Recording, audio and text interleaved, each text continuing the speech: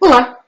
Continuamos agora com o direito de vizinhança, falando sobre os temas específicos do direito de vizinhança. Então, pega o seu código, pega o seu caderno de exercícios e vamos lá, vamos comigo. Vamos ver agora, ou iniciamos neste vídeo, a parte especial falando das árvores limítrofes, passagem forçada, passagem de cabos e tubulações, das águas comuns, da linha divisória de direito de tapagem, direito de construir e o auxílio mútuo. Começamos com as árvores limítrofes. Se você olhar aí no seu código, os artigos que tratam deste tema estão no 1282 até o 1284, então são 3 artigos que falam sobre isso. A primeira questão que se coloca aqui é que, quando se fala de árvores limítrofes, significa dizer que, em primeiro lugar, se a árvore estiver na linha divisória, nós vamos presumir que esta árvore está em condomínio, ela é de copropriedade dos dois vizinhos. Então, se o tronco estiver no limite, na área que corresponde ao limite que separa um do outro, uma propriedade da outra, entende-se que esta árvore pertence aos dois. Às vezes não é isso que acontece. Às vezes acontece como está aqui neste desenho esquemático. Às vezes nós temos uma árvore que está de um lado do terreno, mas os seus ramos, seus frutos, e aqui não dá para ver, mas imaginem que as suas raízes estão se dirigindo para a outra propriedade, para a propriedade vizinha. Então, neste caso, o que nós vamos entender, o que o código entende, é que pode o vizinho que tem o seu imóvel invadido pelos ramos e pelas raízes da árvore vizinha, ele pode cortar no limite. Então, se este é o muro de limite, ele poderá fazer a poda, ele poderá cortar estes ramos aqui, porque estes ramos, eles estão invadindo a sua propriedade. A mesma coisa ele poderá fazer nas raízes, a despeito de que não seria muito prudente cortar estas raízes, uma vez que são elas que estão prendendo o vegetal no solo. Ao cortarmos estas raízes, a instabilidade desta planta pode significar que num vento um pouquinho maior, uma chuva um pouco maior, uma chuva com vento, etc., esta árvore acabe não tendo resistência suficiente e ela acabe caindo, causando alguns danos. Então, é interessante que se tome bastante cuidado. E muitos problemas surgem quando as raízes acabam invadindo o prédio vizinho e acabam provocando trincas, rachaduras na construção. Isto é muito comum. Em relação aos frutos, se um fruto se um fruto desse cair no imóvel vizinho, ele pertencerá ao vizinho. Então, existe titularidade dos frutos que caem.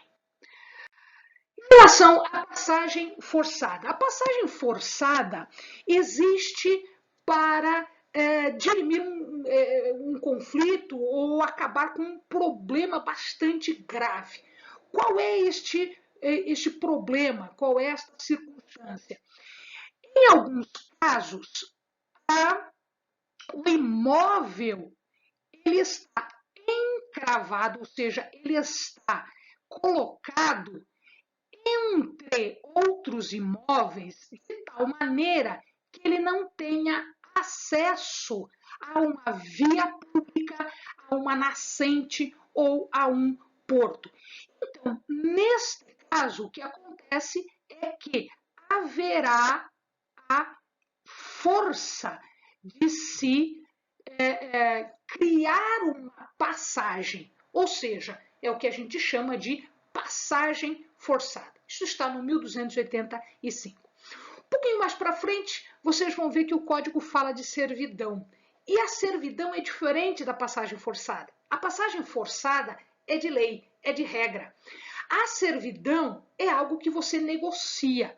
Portanto, ela não se confunde, apesar de ser muito parecida, ela não se confunde com passagem forçada. Passagem forçada é algo de regra.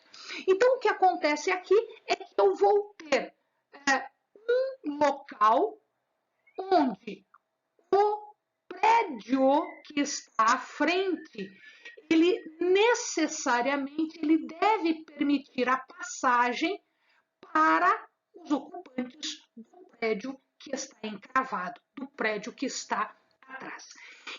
Não é raro vocês andando pela cidade observarem esse tipo de situação aqui. Estou passando na rua e olho, tem um caminhozinho e lá no fundo uma casa. Casa de um lado, casa do outro, imóvel de um lado, imóvel do outro e lá no fundo um outro imóvel. Significa dizer que aquele imóvel não tinha como acessar a via pública, então foi construído, foi permitido que ele acessasse por aqui. Às vezes esse caminho é suficiente para uma pessoa, às vezes era um pouquinho maior, suficiente para um veículo, por exemplo. Tá? A questão que se coloca aqui e que o código coloca para nós é que a passagem forçada ela está limitando o uso da propriedade da frente, o que lhe dá acesso. Isso significa, então, que é uma passagem vinculada a uma onerosidade. Portanto, eu preciso indenizar este espaço, este local em que será feita a passagem. Tá? Então, a característica é a onerosidade do Instituto. Uma outra questão também que se coloca no 1285 é que eu vou determinar a passagem da forma em que, de todas as possibilidades, ela seja a de menor constrangimento, o constrangimento mais prático. Então, aquilo que constranger menos, aquilo que trouxer menos problema, menos incômodo ao prédio que está à frente.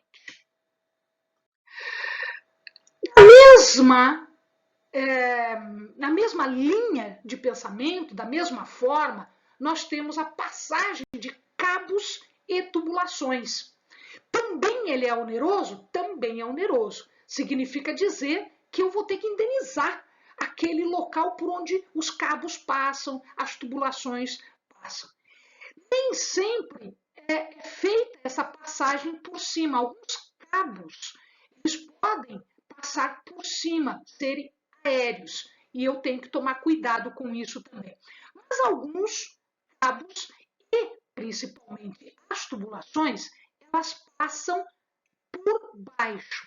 Então, o que acontece aqui é que ela deverá fazer um caminho o menor gravoso possível, o que menos traga transtorno, incômodo ao vizinho da frente. Então, aqui eu tenho, por exemplo, pode ter uma tubulação de água, pode ter uma tubulação de gás, pode ter uma tubulação elétrica, pode ter uma tubulação de esgoto. Então, esta tubulação, ela vai por baixo do solo exatamente para diminuir o gravame, ela vai por baixo do solo, passar pelo prédio da frente e ir acessar a via pública, a origem desses cabos e dessas tubulações. Tá? Ela é onerosa também, eu preciso indenizar esse gravame, tá? E só é admissível se eu não tiver nenhuma outra opção. Não tem outra opção, então eu vou ter que utilizar a passagem forçada, tá? Uma coisa super importante aqui, principalmente quando nós estamos falando de gás, quando nós estamos falando deste tipo de tubulação que traga um risco ao passar por um outro prédio por conta de vazamento, por conta de acidentes, etc. e tal.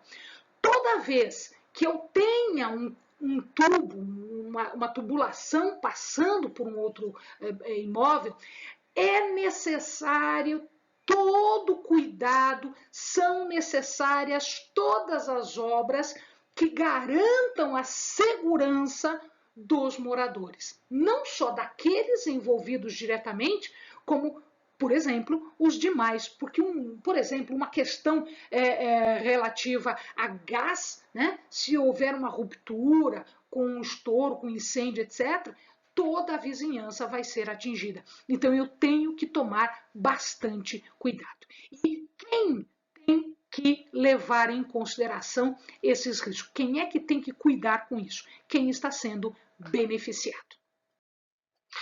Em relação às águas comuns, nós temos uma quantidade maior de artigos que tratam deste assunto. Então, eles estão contidos do artigo 1288 até o 1296. E eu posso dividir estes temas em 5. As águas que fluem naturalmente de um prédio superior, as águas que são levadas artificialmente ao prédio superior e depois fluem para o inferior, aquelas que estão em fontes não captadas, as águas pluviais e os aquedutos. Então vamos ver estes 5 casos.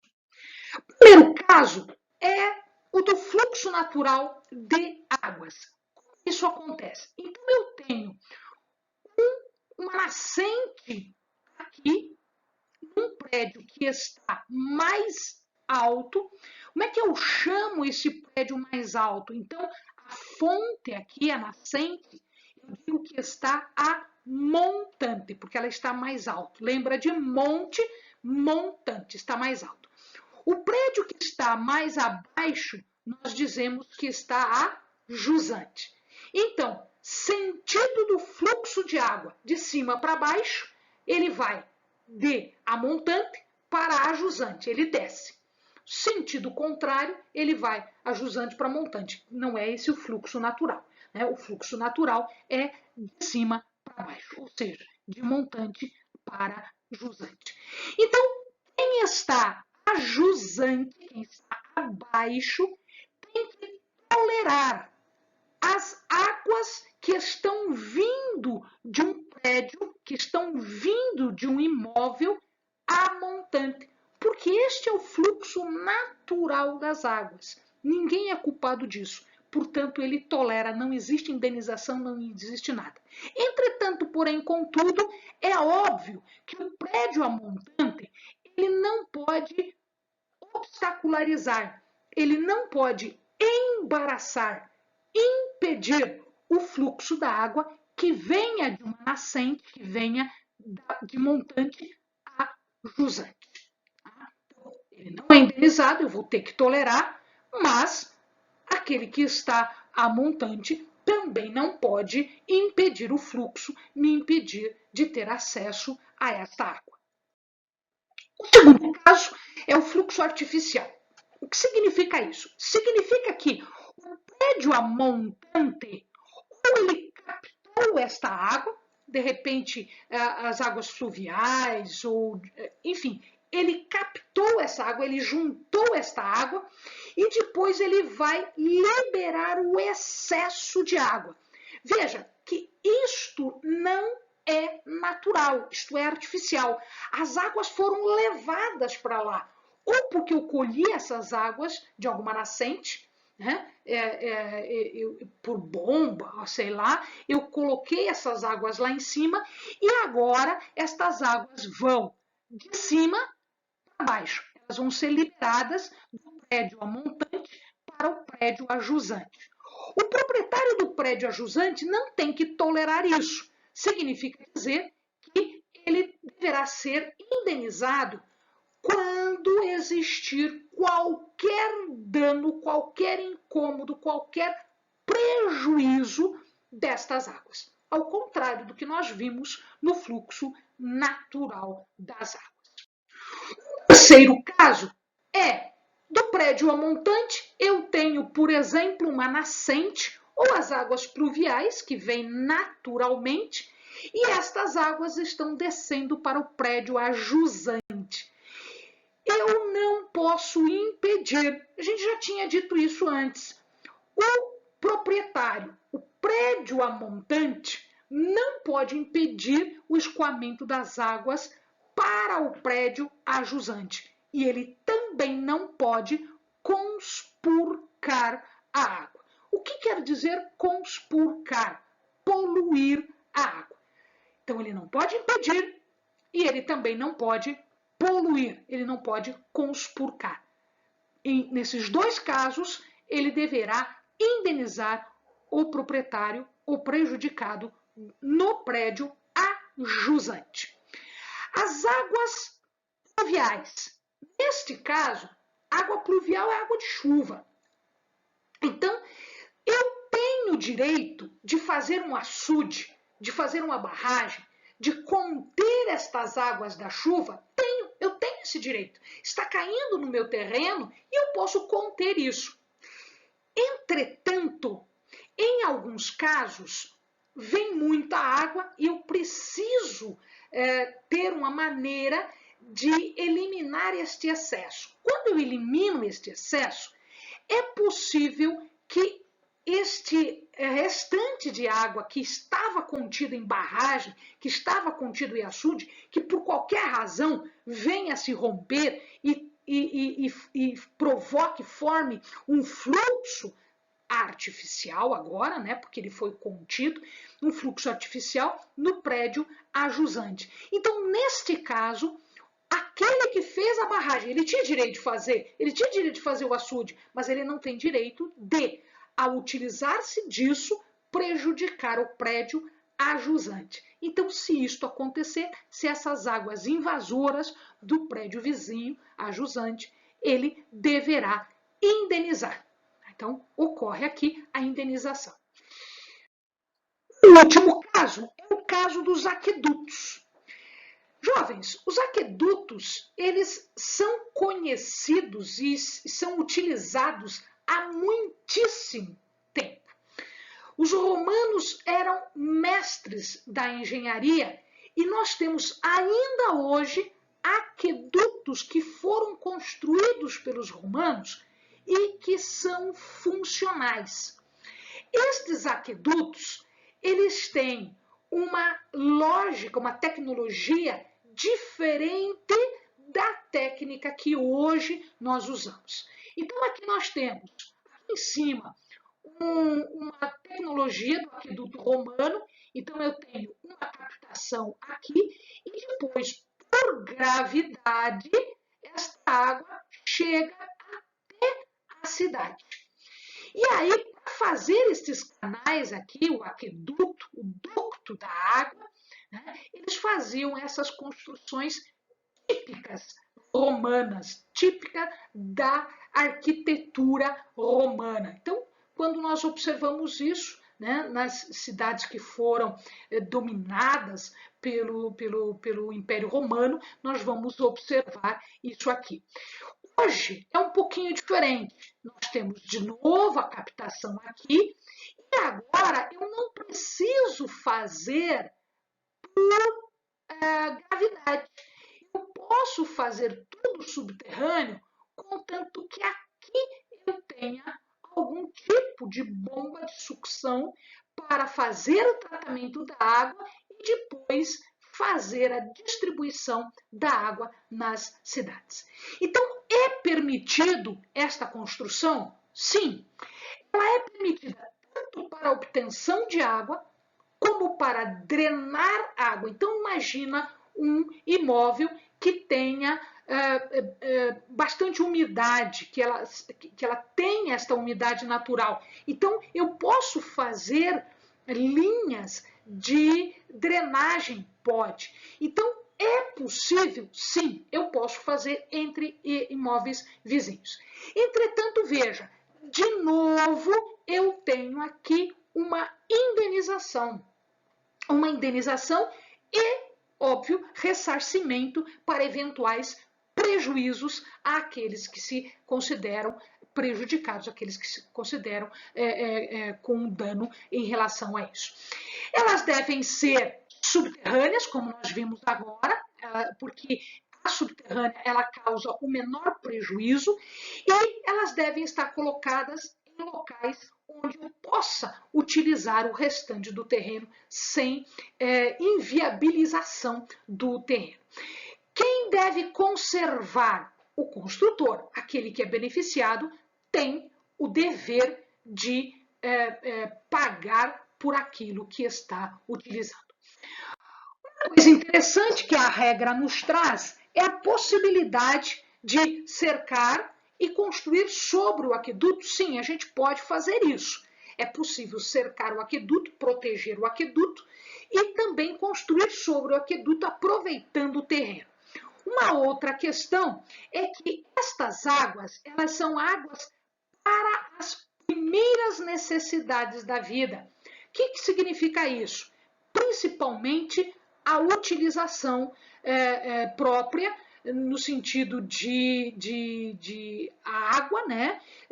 De utilização da água para consumo humano e dessedentação de animais e também para a irrigação de vegetais. Então, consumo humano, dessedentação de animais e irrigação para vegetais. Isso são as primeiras necessidades da vida. Então, é possível? Sim. Olha que coisa interessante. Vamos supor o seguinte, que este prédio aqui, acho que é um cordel rosinha, este prédio aqui, por exemplo, ele precisa de água. A água não está disponível para ele, mas aqui do lado tem um laguinho onde ele pode captar água. Então, ele pode fazer um aqueduto atravessando o prédio, esse prédio aqui, atravessa esse prédio e chega neste prédio, ele pode fazer. E aí, o que ele vai fazer? Ele vai ter que indenizar esta utilização aqui, porque estou passando por sobre um terreno, estou inviabilizando esse terreno, estou inviabilizando este terreno também. Então, eu teria que indenizar este prédio A e este prédio B, para que eu receba água aqui. Mas a água que eu estou recebendo é mais do que suficiente para mim. E esse prédio do meio, o prédio B, também quer água. Então, veja lá, olha que coisa interessante. Eu preciso indenizar este aqui e preciso indenizar este pedacinho aqui do prédio B. Por quê? Porque este pedaço o B também vai utilizar. Então, B e C indenizarão A. A B vai utilizar-se de um pouco desta água e o C vai se utilizar da outra água. Então, é preciso utilizar, é possível utilizar por terceiros? Sim.